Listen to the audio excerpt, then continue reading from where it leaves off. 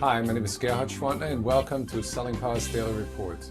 Today we continue our conversation with Seth Godin, who is the author of The Dip, and we would like to know more about the strategies, particularly how to avoid mediocrity. Mediocrity is very common. It means being average. Average people are average. Mediocrity is for losers.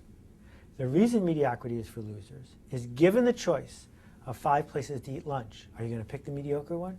Given the choice of 5 people to hire, are you going to pick the mediocre one? In fact, in our Google-fueled world where you have a choice of 1 million things for every topic, who picks average? Who picks mediocre?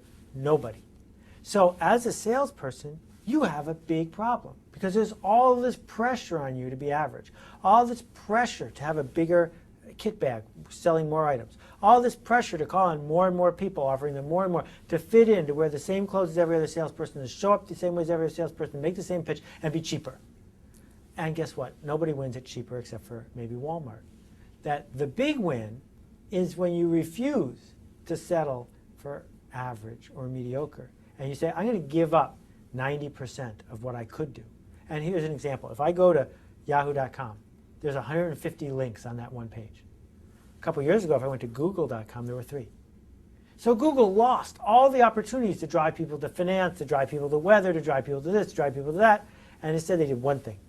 And so if someone said, where should I search? Even though the searches were very similar, everyone said, go to Google, because they stood out as opposed to being in the middle. And I talked about this a little bit in Purple Cow, but this takes it further. In Purple Cow, I said, the only way to win is to be talked about, because you can't advertise your way, you can't spam your way, you can't call your way into a presence. You get there by people talk about you. But no one talks about, oh, I know this really average carpeting salesman. Never, right? What they talk about is the barefoot carpeting salesman who doesn't wear shoes, and here's why, and let me tell you about what happened when I bought something, blah, blah, blah. And that spreads the word. Well, what you do for a living if you're a salesperson is not take orders, because they can outsource that, or put it on the web. What you do as a salesperson is not bother people into buying from you, because that's not a scalable strategy. What you do as a salesperson is you communicate emotion. But you can't communicate emotion and trust to someone if they're not listening. And the only people who are going to listen to you are the people who were pre-sold on you because someone told them about what you do and how you do it. At what point in your life did you make a decision that mediocrity is not for you? Well, I've been through lots of dips, more dips than the average bear. And so writing the book was pretty easy in terms of using my own personal experience. But you know, I can tell you, I started my blog about 5 years ago. If you type Seth into Google, you'll find it. And along the way, people have said, why don't you have Twitter? Why don't you have video? Why don't you have a podcast? Why don't you have comments? Why don't you have this? Why don't you have that? And there's lots of things I could have done. And if I had done those things, I wouldn't have had the blog I have today. But by saying, this is all I'm willing to do, it's going to be just this, once a day, me and my voice, and I'm not going to pay attention to the way other people are telling me a blog is supposed to be. You don't have to like my blog, but it's the only one that's like it, as opposed to trying to make it like everybody else's. How many people visit your blog? More than I can count. I actually don't spend a lot of time looking at the numbers, because then I spend all my time trying to make the numbers go up. And my goal isn't to have the most popular blog. My goal is to have my blog, to be whatever I need it to be in that moment. And so I've forced myself not to study the stats. I do know Technorati says I'm the 12th most popular blog in the world, which is fine. I'll take it.